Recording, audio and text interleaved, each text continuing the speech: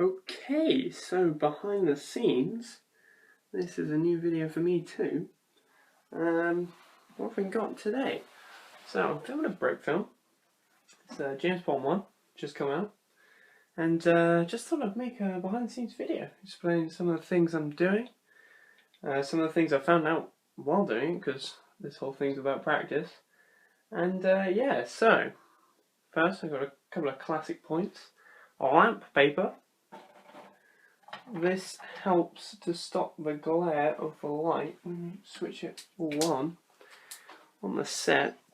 If you don't have the lamp paper, it's sort of the lighter bits of Lego, the white in particular, will shine up and there'll be like lights on the set, and it can kind of interfere with the camera movement. Sometimes it can cause a lot of flicker, and we want to keep flicker to a minimum because an increase in flicker pulls you out of the effect of the film and kind of, yeah, it kind of ruins the, I'm not really sure what it's called, but, you know, sort of, your concentration gets broken. Removable walls, that's a good one. I know this has been highlighted a lot, but making walls, there is a wall down there. And that's actually from along here. And what I mean by removable walls is, make it easy to take them out so I can fit the camera in like I am now, but also so that they can be slotted back in easily, and you can sort of get different angles around the set that you wouldn't be able to get if it was a solid four walls, or you'd find it very difficult. Tape is a good one. Tape helps hold your set down, hold the paper on your lights. Tape does just about everything, but those are the only two things I can think of, so yeah. Oh yeah, that's a good thing. This helps a lot. So I've got my script for the film. Maybe you've just watched it, I don't know. And that is sort of the first, maybe the second step. The first step being the idea. But what really helps, which I haven't really done on a Brick film before, which I tried this time, is just sort of scripting out, I can't really see, some storyboards. So that sort of gives you a general idea of, you know, where the camera's got to be, which is an important one. What characters you need in each shot, what sort of movement you're needing, the length of time you're needing. See, with the Alien Brick film, that was literally just all improvisation. So I built the set and I thought, hey, I could get him running in this part, or I could get another shot of the alien running behind him, and it was just made up as I was going along. And that is a viable way to make a film, I guess, if it's a short one. But when you start getting speech, and the thing is, this set took the best part of a week to build, on and off. So I've been working on whatnot. But the problem with that is, if you need to go back because you're in the editing room at the end and you're trying to slot it all together, and you find out, oh wait, I've missed a scene, I need to get this guy saying this in the office. You then have to rebuild the whole office all over again, which takes another week and then pushes the deadlines back, and also you've got to make it perfect, and it's just a lot of work that you can avoid really easily. So storyboards are key. Black t-shirt, or at least I don't want this, is navy blue, so I'm somewhat a fraud. I do apologise. And what that does is the lights coming off the lamps, coming to me and going back to the set, there's less of an effect when I'm moving, when I'm animating or whatnot. You don't see the reflection as much as if it was a white t-shirt, for example. So that works quite well. I am committing the cardinal sin, and I probably should be doing this at night. I have got my curtain down, but it doesn't keep all of the light out sometimes. I was kind of hoping it was going to be a bit cloudy today, but it seems to be quite sunny outside, which is a bit annoying. But yeah, best to animate at night. That's a good idea. Tripod. This is the tripod I use for brick filming. As you can see, it's more or less level most of the time, or half the time. Let's say I actually move the camera in to get close-ups. This camera is quite good. It's a WB100 Samsung, if you're wondering. It's quite good for close-ups. It's got quite a close focus range, so I use that for close-ups a lot. But when it is on the tripod, what I found recently that works quite well is putting it on. Don't know if you can see. This is a piece of wood that I can't remember how we got it actually, but I called first dibs on it, and yeah, it really stops camera shaking quite a bit actually. So that has been quite invaluable in making your films better and more realistic. Bit of a bummer to store, but you know. Spare bricks. Okay, so I keep a couple of these around. These 2x4 bricks, and yeah, they're mega blocks. Sue me. What I can do with them when I've moved the camera close up, like I said, is if I position them at key points around the camera, it helps to steady the camera when I'm clicking the button. So it doesn't. I mean, I've taken one out now, so it rotates a bit, but that helps to keep the picture steady and constant. And again, creates a more realistic film result. Camera angles, something I've discovered in this film actually, and I started off, the first scene is James Bond walking into the office and M saying, "Take a seat, 007." And I started off with the camera pointing directly at him and him just moving his arm. Two things I discovered were wrong with this, and firstly, it didn't look very realistic having a camera face on exactly 90 degrees to him, which I solved by slightly rotating the camera, getting a little bit closer, and it made it a little bit more realistic to look at. Also, instead of him just moving his arm up and then down, and then maybe moving forward or turning his head, if you do more than one movement together, it's a bit more realistic. Because if you imagine in real life, you don't rotate your body, walk forward, rotate your body, walk forward. You sort of curve a bit, so there's more than one movement. And I think that's key, and we should call it the more than one movement rule. So if you can get that in, it really helps to add realism to your videos. These chairs that are used in the set have actually got blue tack. Blue tack literally saves your life. And so what that enables me to do is, instead of having them rigid like that or that rotation, you can actually do a bit of a angled rotation, and that will stay fairly stationary, so it won't move particularly if you find you're moving the set. So that's quite a handy tip. So in this set, I've got two pictures, MI6 headquarters, and also pictures of these two ships. That's quite a classic picture from all the Bond movies, and I wanted to get it included.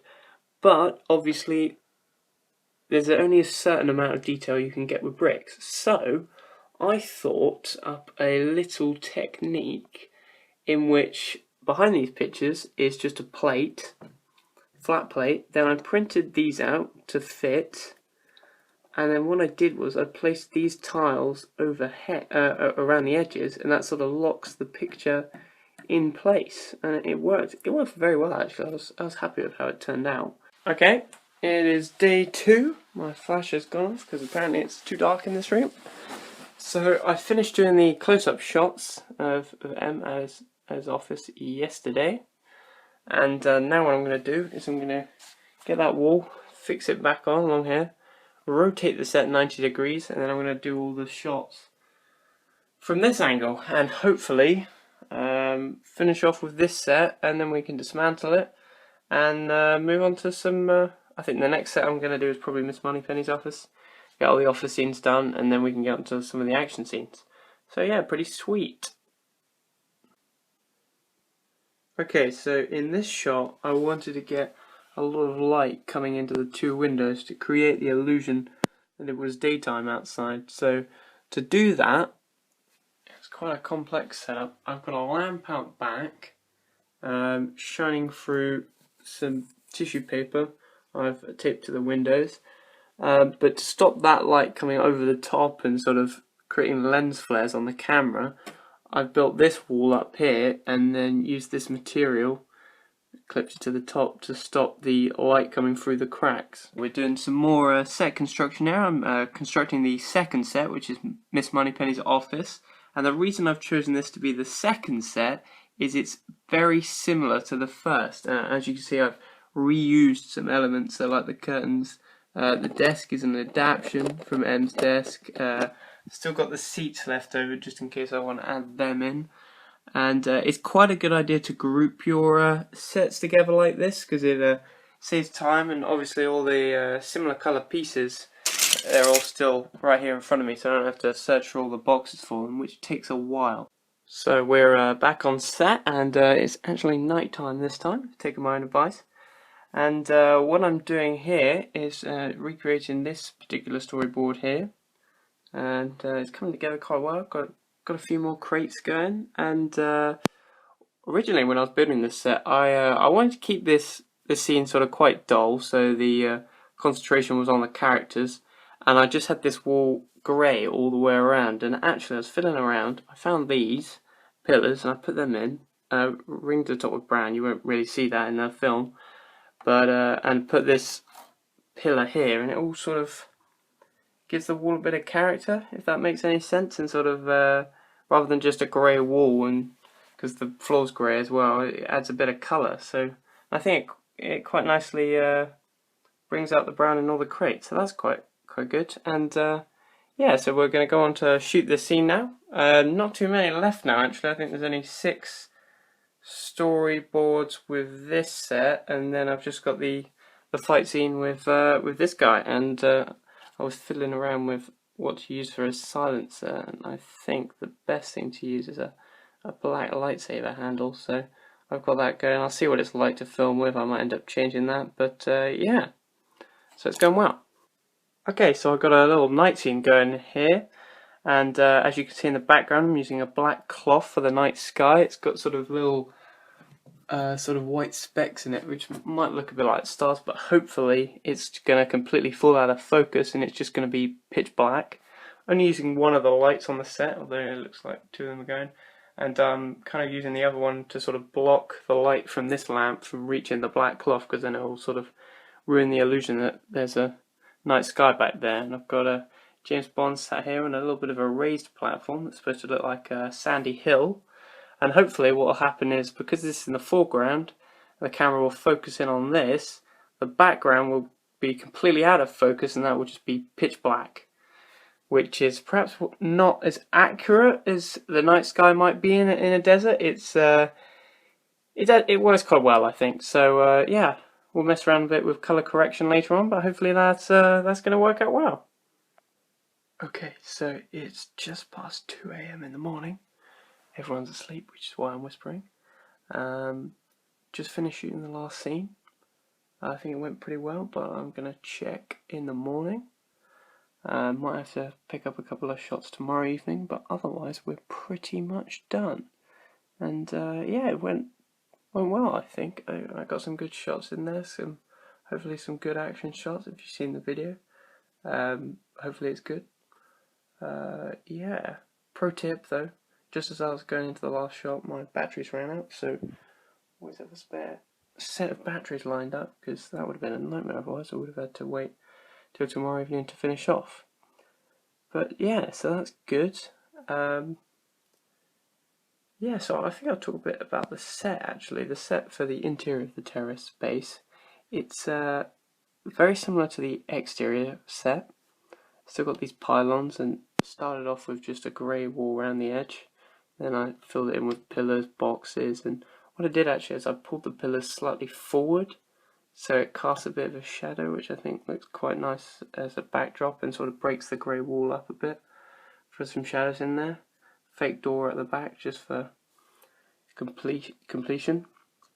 But yeah, so now I suppose into the editing phase, get some music, and 20% battery on my iPod. Everything wants to go to sleep now, including me. But yeah, cool. Finished the editing. Took a couple of days more than I thought it would, because I was struggling to get a soundtrack, but I think I found one that's alright. So it's rendering now, and I've just got the titles and such forth to do, and then should be uploading. So yeah, hope you've enjoyed this behind the scenes video. Hope you found it informative or interesting, and yeah, hopefully I'll do some more in the future. Thanks for watching.